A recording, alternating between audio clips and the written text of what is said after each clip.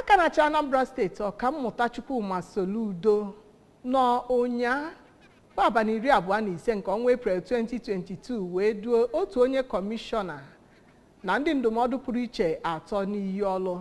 ime ka ha sonye n'otu ndozi ya. Onye nta akụkọ anyị n'obi gọọmenti Valentine Mmadu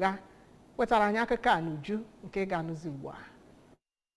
Ya bụ mmadụ anọ ahụ edu n'iyi ọrụ bụ ndị nke gụnyere ọkaikpe Sly Ezokenwa, onye nke jiọkwa kọmishọna nke na-ahụ maka ozi pụrụ iche nke Anambra steeti, Maazị Bob Manuel Udokwu, onye nke jiọkwa onye ndụmọdụ pụrụ iche nyegara gọvanọ ihe gbasara inwe aṅụrị na ihe eji negharị anya, Dọkịta Nelson Omenuwa, onye nke jiọkwa onye ndụmọdụ pụrụ iche nyegara gọvanọ n'etu gbasara ịkwalite ọnọdụ ụmụ ntorobịa na-eto eto, ọkaikpe Tobechukwu Nweke, onye nke jiọkwa onye ndụmọdụ pụrụ iche nyegara gọvanọ n'ihe gbasara ime iwu. Gọvanọ Soludo n'ogo na-agwa ndị ahụ eduru n'iyi ọrụ ọhụrụ okwu, gwara ha ka agba mbọ rụọ ọrụ ha etu si kwesị n'ihi na a họpụtara ha iji nye aka ịhụ na ebumnobi gọọmenti ya n'etu metụta ịkwalite ọnọdụ Anambra steeti bụrụ nke ga-abịa na mmezu. Ọ gwara ha ka ha gba mbọ hụ na ha na-ejikọ aka ọnụ iji rụọ ọrụ nke o mere ka amata na ọ ga-enye aka ime ka ihe na-aga nke ọma etu si kwesị maka ime ka Anambra bụrụ ọkaibe n'ọdịnihu. Ya bụ idu n'iyi ọrụ nke were ọnọdụ